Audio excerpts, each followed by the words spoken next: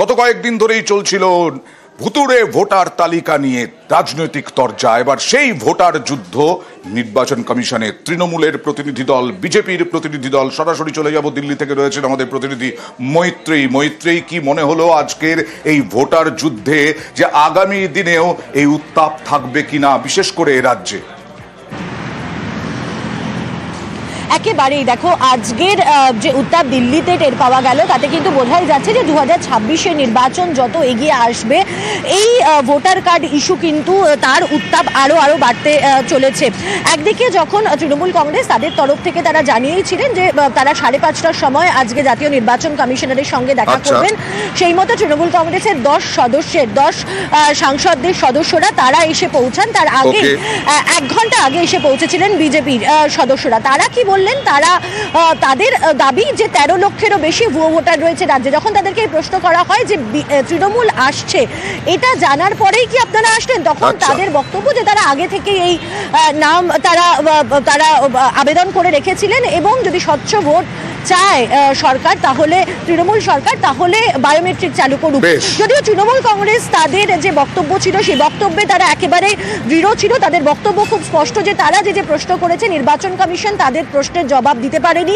তৃণমূল কংগ্রেসকে তথ্য প্রকাশের দাবি তৃণমূলের, ডুপ্লিকেট এপিকের কিভাবে 3 মাসে সমাধান প্রশ্ন তৃণমূলের, ভুতুড়ে ভোটার নিয়েও কমিশনের সরব তৃণমূল। আমরা নির্বাচন কমিশনের সঙ্গে দেখা করেছি, মুখ্য নির্বাচন কমিশনার ছিলেন এবং ফুল টিম ছিল। আমাদের প্রথম বক্তব্য যেটা, যে এপিক কার্ড, একই নাম্বারে এপিক কার্ডে প্রায় 4-5 জন ভোটারের নাম দেখা যাচ্ছে। রুল 28 অফ ইলেকশন কন্ডাক্ট রুলসের মধ্যেই বলা আছে একটা কার্ড মানে একটা নাম্বার মানে এপিক নাম্বার 1। প্রথমত এটা রুল 28-কে ভায়োলেট করছে, হয় না। দ্বিতীয়ত পশ্চিমবাংলার 2-3টে জেলা একই এপিক কার্ড কী করে হবে? মানুষের কনফিডেন্স তো ভোটার লিস্ট, মানুষের কনফিডেন্স তো এপিক কার্ড। সেই কনফিডেন্সটা যদি নষ্ট হয়ে যায় তাহলে ইলেকশনটা যে সত্যিকারের কতটা ফেয়ার হলো সেটার প্রতি একটা বিভিন্ন প্রশ্ন থেকে যাচ্ছে। আমরা যখন নির্বাচন কমিশনের কাছে আজকে কথা বলেছি, they have not given any definite answer, তারা কোনো নির্দিষ্ট উত্তর দেয়নি। আর 17 লক্ষ ভুয়ো ভোটারের অভিযোগ করলো বিজেপি। আমরা তথ্য তুলে দিয়েছি, সেই তথ্যে জেলা ওয়াইজ কোন জেলাতে কতগুলো নাম আছে যাদের ডুপ্লিকেট এন্ট্রি আছে, সব মিলে 13,03,065খানা নাম এরকম আছে ভোটার লিস্টে পশ্চিমবঙ্গে যে সিইও অফিস আছে ওটা তৃণমূল কংগ্রেসের দ্বিতীয় একটি অফিস। সেই অফিসকে দিয়ে এবং তার নিচে বিডিও, এসডিও, তারা এই নামগুলোকে ঢুকিয়েছে। অন্যান্য রাজ্যে প্রায় 323খানা এরকম এপিক নাম্বার পাওয়া যাচ্ছে, যেটা পশ্চিমবঙ্গ আছে, অন্যান্য রাজ্যেও আছে। এবং নির্বাচন উত্তর এবং নির্বাচন পূর্বে যে হিংসার বাতাবরণ আছে, হিংসা চলছে, সেজন্য আমরা চেয়েছি একটা এক্সটেন্সিভ রিভিউ হোক এই ভোটার লিস্টে।